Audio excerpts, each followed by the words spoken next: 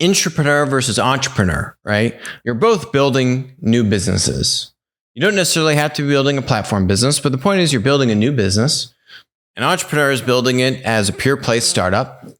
An intrapreneur is building it inside of a large traditional corporate entity. It doesn't have to be a linear traditional corporate business. We've seen this in Google, for example. We've seen this.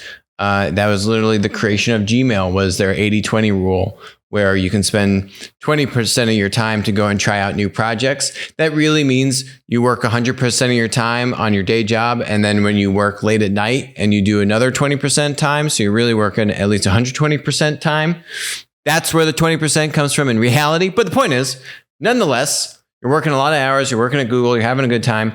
And that is where Paul Buchheit basically invented Gmail, which has now become a massively successful new business for Google. Not necessarily a platform business, but still a massively successful business. So there are a lot of examples that we've covered on the show in terms of traditional businesses trying to create their own platform businesses, right? And to varying degrees of success. We've talked about Walmart trying to create Walmart Marketplace in 2009. There was very much so an internal initiative to try and create and spin out this new business. We've seen GE try and do it too, and we've documented where that went wrong ad infinitum. You know, I think the key thing for intrapreneurs to be successful is what we talk a lot about on the show, which is how do you get the right level of autonomy? How do you get the right level of access to the advantages inside the traditional business? And how do you make sure that you are able to execute on a timeline and on a scale which the top executives and board of the traditional business or you know, the company funding all of this are comfortable with? And every business is going to have a different set of criteria for that.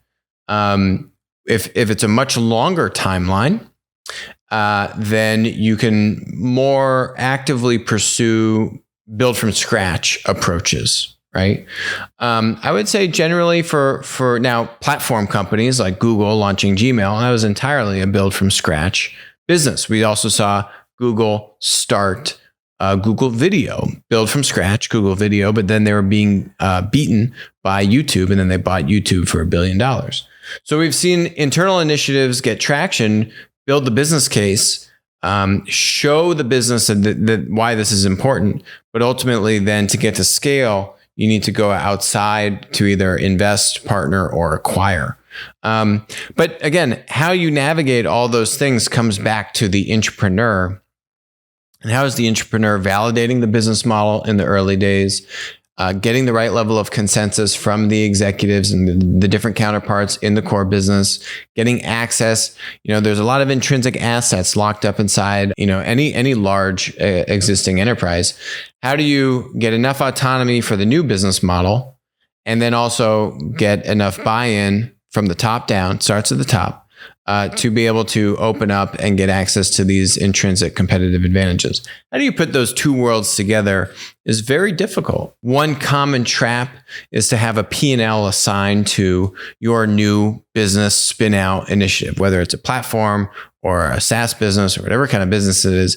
The moment you have a P&L assigned to some new, especially a build from scratch project or new business that an entrepreneur is working on, it's going to be very difficult for you to actually continue to innovate, fail fast, and aggressively iterate on the business model once you start to have P&L expectations attached to this new business.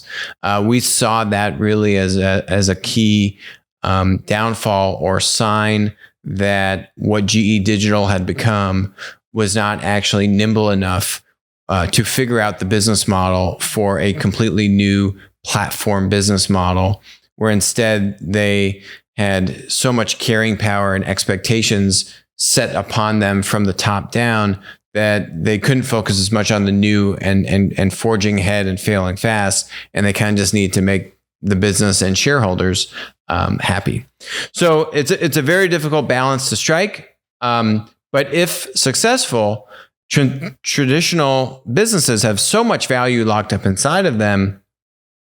And you don't have to be an ex-founder to be an entrepreneur. You have to be able to understand where your strengths are and what your weaknesses are, like any good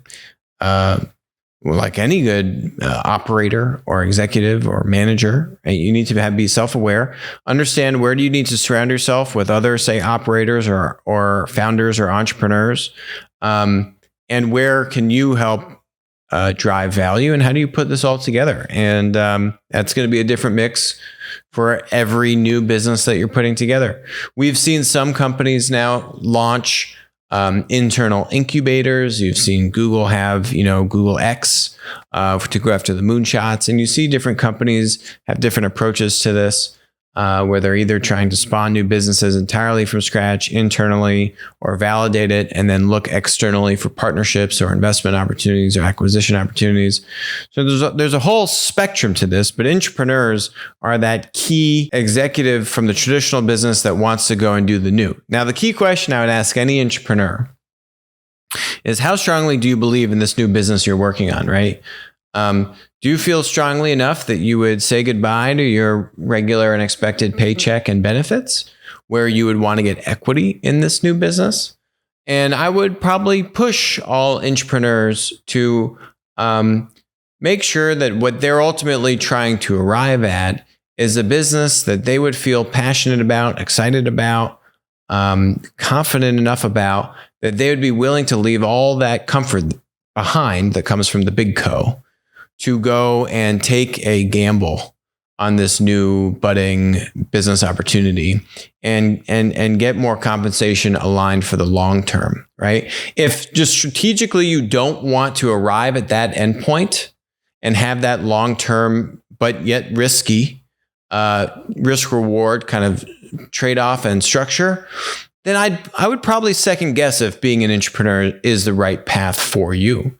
Now, how to find that right business opportunity that you're passionate about and that you would want to let go of all these comforts, that's not easy, and there's no specific path to do that. But you need to want to try and have to find that in the first place. If you don't, then I don't think your heart or mind or whatever it is probably in the right set to truly want to be an entrepreneur and take on those risks and really forge these new paths over the long term. Hi, this is Alex from Winner Take All. Thanks for joining us. Hope you enjoyed the content.